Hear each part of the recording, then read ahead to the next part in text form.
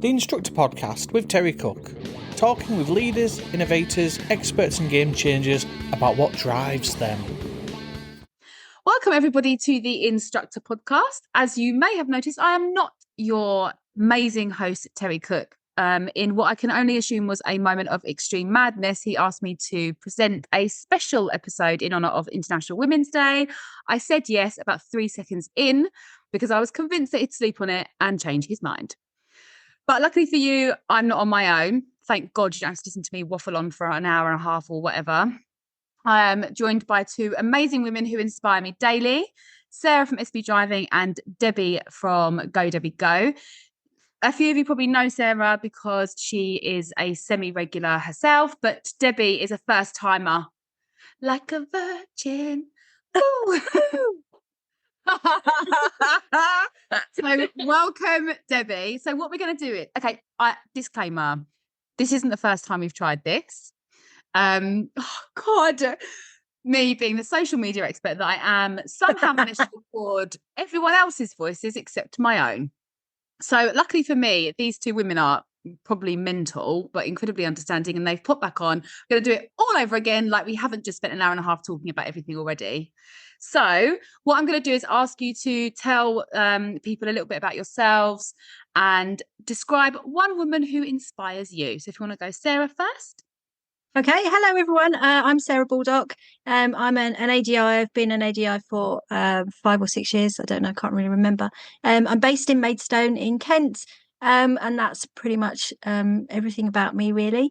The lady that inspires me the most is actually, probably has had the most influence on me, I should say it that way, is my old boss, a lovely lady called Betty, who put absolute faith in me and inspired me to push myself to become the person that I am today.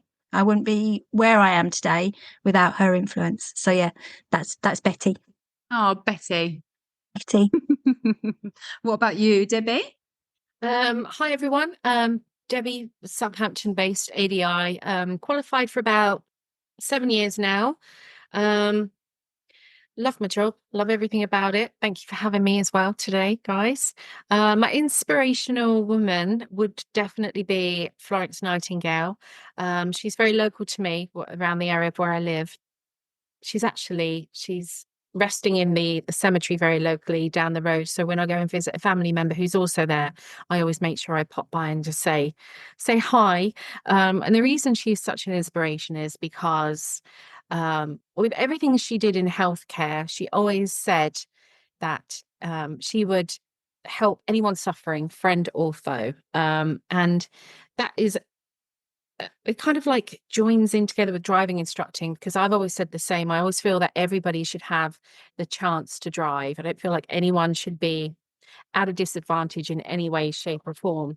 Yeah, so she's my inspirational person or woman for that reason. And yeah, it's kind of, I've adopted that into my daily work. Lovely. Yeah, I think we talked about this a little while ago, an hour ago. And I think that we all agree that the reason why, so obviously I'm trying to become an ADI, and part of the reason that I'm doing that is because learning to drive is a massive milestone, and what a privilege to be part of that in somebody's life. But also it is that thing of, as a woman, sometimes I think when life catches up with you, especially as a woman, you have children, you start a family, that's kind of been like the cultural thing that we do. You can lose a little bit of who you are, and having access to a vehicle and being able to drive gives you that opportunity it gives you that freedom. It makes it easier for you to, you're not restricted to being in the home or being just around the home. It gives you, it's freedom. And that's a really important part of my journey, is kind of knowing that I potentially will help a woman or a person have that extra freedom and independence, and not needing to rely on or having something, purpose outside of the home. So the reason why we all know each other is social media. I wouldn't have known either of you if it wasn't social media. And that is an example of the beauty of social media. So that's what we're going to talk about briefly today, because that's kind of what we do. Debbie is a TikTok extraordinaire. Superstar. TikTok famous. And we're going to admit this, which we've admitted to you before. Sarah and I absolutely fangirled over you. When you first started following us, we were like, oh my God, Debbie's me. Oh my God. Oh my God. Oh, guys, you're going to make me blush. Oh. Well, because we know that it's not straight. You don't just record it and then chuck it on the internet. It's not that straightforward. It takes work. And also, we love what you do. We love how you come across. I would like someone like you to teach my children how to drive. And this is why I always say to Sarah that she should also get on social media, because I would like someone like Sarah to teach my children to drive. I think you're both very similar in your levels of empathy. I've done some work with Sarah, and she just gets exactly the right tone. She knows exactly how to communicate with me. She's very patient. I'm a massive crybaby. I have a huge fear of rejection. Every time someone says anything even remotely critical, I have a little cry to myself. And Sarah gets it. She knows exactly how to pitch it with me, and she's taught me so much. So I think we need more of that on social media. I think we understand why you both like social media and kind of your, Debbie, talk a little bit about why you started what you do.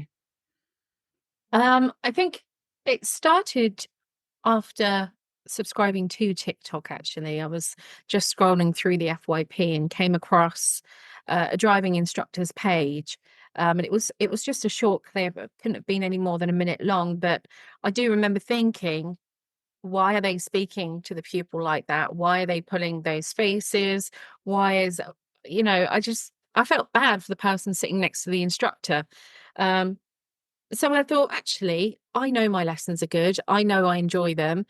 Every night I come home and say to the husband, oh, you never guess what happened. And, I just put two and two together.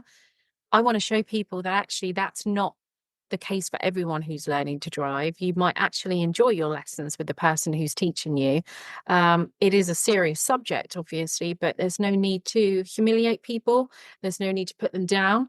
And I just wanted to show people that actually driving can be fun. So that's why I put the cam up in my car, and I thought, just be yourself and see how it goes. And it's done quite well, actually. Modest, Debbie. Understatement, I think. Really. Do you get inquiries through your social media? Yeah, both of you. Yeah, I know I do. I get an awful lot. I can't respond to all of them. And I think people take that personally. If I could have a copy and paste message back to everyone, I would just do that. But I feel like everyone deserves that. A message unique to their message to me, if you know what I mean. So I do try to get through as many as I can, but it's not always possible. What about you, Sarah? Yeah, I do. I mean, my Instagram is I get an awful lot of inquiries through my Instagram, but I also get an awful lot of personal recommendations as well, because I seem to be getting quite a lot of anxious pupils now and pupils with ADHD, and of course the friends refer, don't they? They go, oh, my driving instructor is really good. But yeah, I do get inquiries through Instagram a lot. Yeah, I do. I mean, over 5 billion people use social media now, and 19 to 29-year-olds who are our key demographic are currently using Snapchat, TikTok, and Instagram. And TikTok and Instagram are kind of where you what? What? Glitch then. That's where you pitch yourself. That bit. I'm going to send Terry a list right at 2 minutes and 30 seconds. Cut that bit. Come on, we haven't got time for this. Come on. I know. So there, I think the point is that social media marketing works, and it really works in this industry because our key market, our key audience use social media. And one thing that children, young people, young adults never have before was the autonomy to make their own decisions. And now that social media marketing is so big, they're actually able to go, I like this person and I want to work with this person. Whereas in the past, we were kind of marketing to people's parents because, they essentially pay. Just a note to all of you ADIs out there, don't use Facebook to market your business.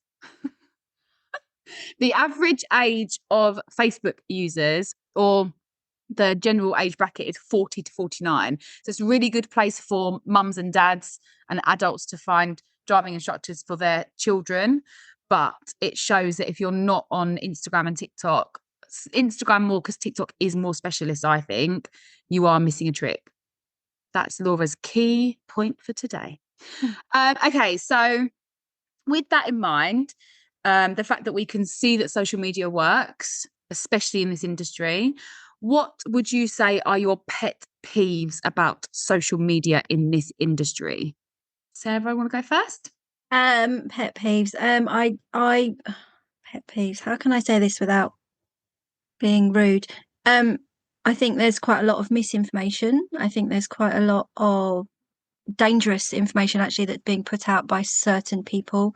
And I think what is really worrying is the fact that the children that are using the YouTube and the TikToks are actually really quite young now, and so they are seeing the information that some of the instructors are putting out there, that and they're developing those ideas in their brains, and so when they come to us, it's very, very, very difficult for us to change those points of view and to make them see that actually those videos might not be authentic in the correct way that drivers should be taught.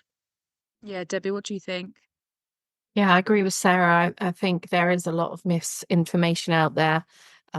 Whereas, before the age of driving instructing and social media, it was a lot of adopted behavior. So we had to compete with what the parents were, teaching the children, or how the parents were behaving behind the wheel with the kids in the back, and the children then kind of like, just copying it basically. But now we get an awful lot of, pupils getting in the car and saying, oh, I saw a video by a driving instructor, and they said you should be doing this and this in this particular moment. And it's an awful lot of the time, you don't want to put that other instructor down right there and then, but it's kind of like, that's the situation that they were in at the moment. It's entirely different for you right now. And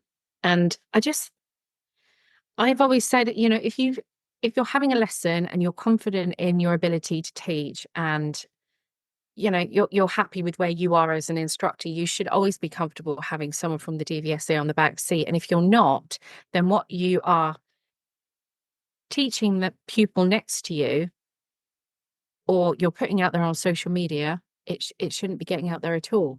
So yeah, unless you're comfortable doing it with the DVSA in the back, then don't do it at all, and definitely don't be putting it out there for millions of children, because they are still children, to be influenced by.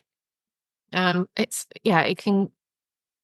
can get quite dangerous actually. I think social media, it has great sides to it, but also some very negative ones. I think that's go on, Sarah.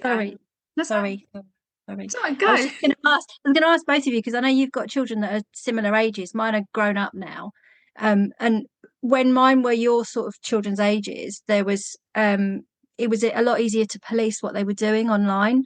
How do you guys deal with that? What do you do as parents? Do you police what they're watching? How does it work?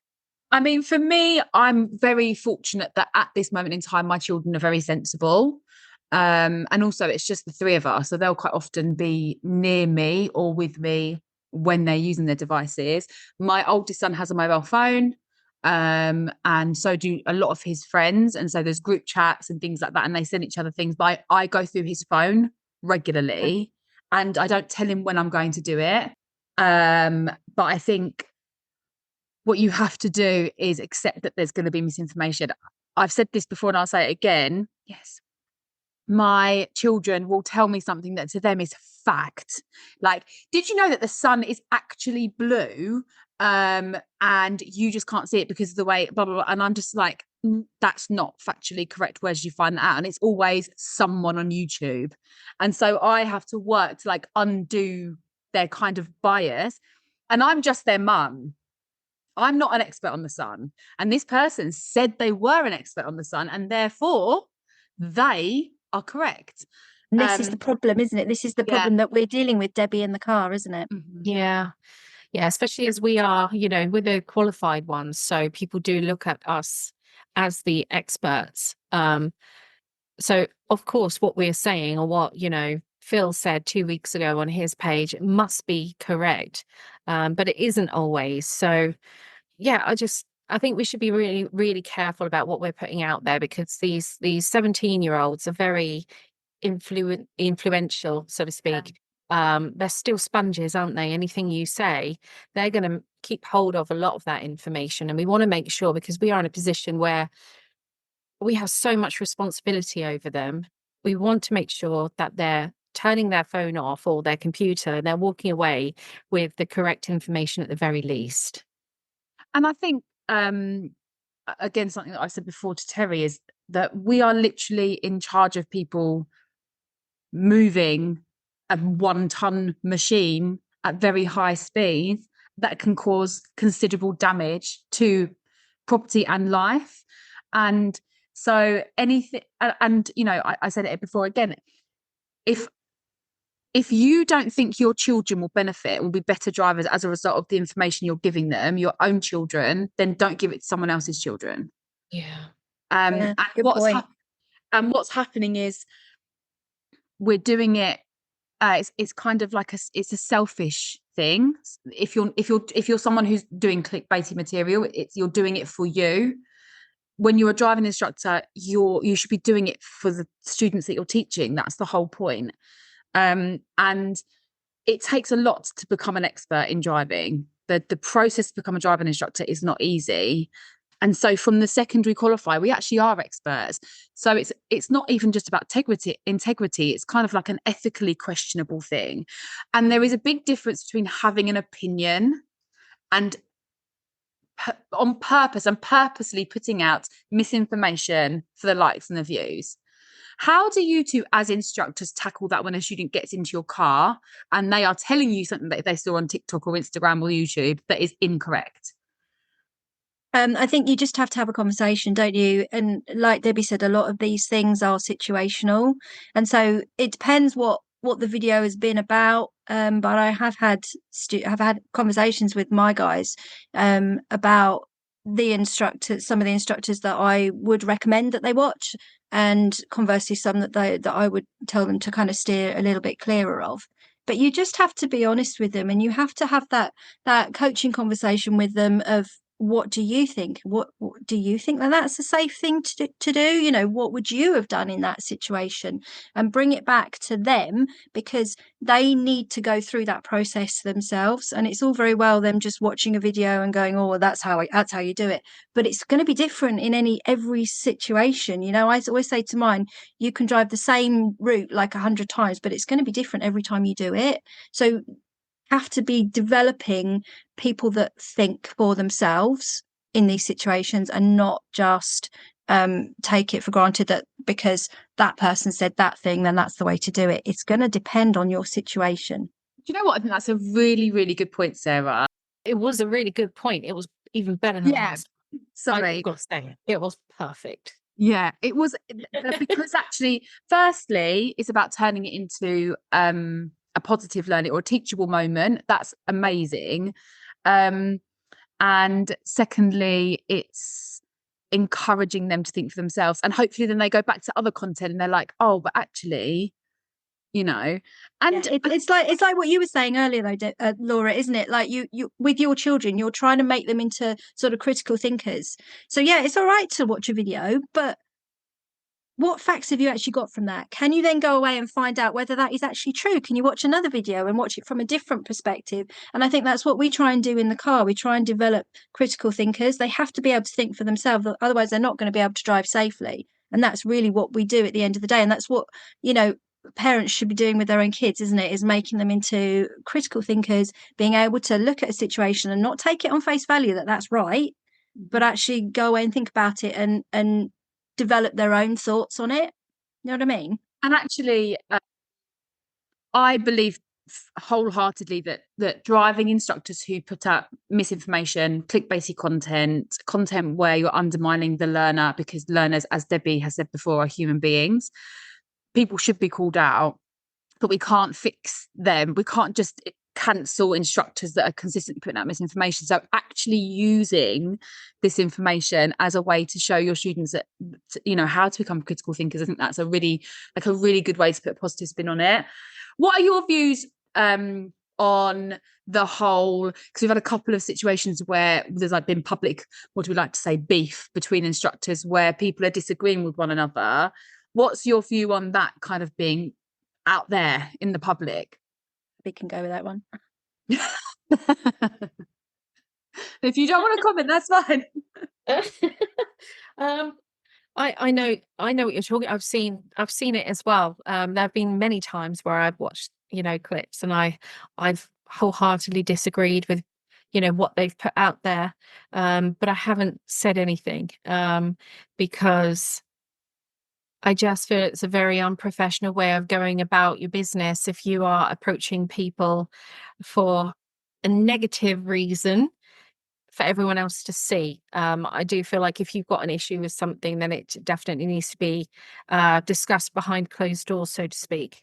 I think it is actually making instructors look incredibly unprofessional. If I'm going to be honest with you, I'm cringing at some of these little arguments that they're having online, and it is there are so many that actually stick out for me now, but I'm thinking about one where somebody actually got out of the car and started, confronting the other instructor. And this was all caught on film, and it's like, what has happened, guys? Where did that friendliness go? That, hi there in the test center. Now it's, I want to get more followers than you. And it's actually quite sad. It really is. Debbie, you were saying that you've seen a lot of instructors kind of beefing, and it makes you feel like, it feels like it's not a professional industry as a result. I agree. I think that absolutely people should be held accountable. I'm really passionate about that, because nothing will change if people aren't held accountable, but it's not our job to hold people accountable in such a public space. I think actually, if you have genuine concerns about how an instructor conducts themselves on social media or not on social media, there are ways you can raise that with the relevant authorities. And yes, I know that doesn't always work, or people don't always get back to you, but maybe it's not always our job. And there's always a difference of opinion. So there's a fine line. You have to decide whether or not you would just not teach like that, or whether they're actually doing something that's irresponsible or misleading. So with regards, so obviously we're all in social media. I work in social media. Debbie TikTok, and Sarah is just everything. She's just everything. What would you say? So the fact is that social media works as a marketing practice. It does. And there's so much evidence out there to show that it does. If someone's starting out, what would your top tip be, Debbie? Mine would be to establish a subject on what you want to kind of put out there for people, because they're all different. Each and every instructor on social media, they all have their quirks about them. Some are amazing at doing the animations and the voiceovers. Others are purely tuition side. Some are mock test. Figure out what it is that you feel like you would be able to convey to people really well, and stick to it, because otherwise you're just digging a very deep hole and you won't be able to get back out. Keep it simple. Be yourself as well, honestly. And I want to say to Sarah as well, don't be afraid. Don't be afraid to be you, and post it for everyone to see and enjoy, because I feel like there are not enough of us out there, the ones who are genuinely just very down to earth. And, we're not just teaching people to drive, but we're putting them first as well, emotionally. And I know that that's what you do, and that's how you work. So yeah, don't be afraid, anyone. If you want to give it a go, then I'd say go for it. It's incredibly rewarding. Really fun. You meet so many amazing people. I mean, I've met you guys through social media, so I count myself very lucky. Be prepared to take some negatives with the positives, because they're definitely out there. All too often there are people who want to add their 2 cents, but just ignore it when you can and carry on doing you. You'll be fine. That's great. That's actually great advice, Sarah. That is really great. Sarah, yes, Sarah. I hope you're listening, Sarah. Yes, Sarah. Okay, now I'm getting nagged, right? I mean, we're not do what you want to do. We will thank no matter what. But actually, you're being silly now. Just get on with it. Sarah, what about you?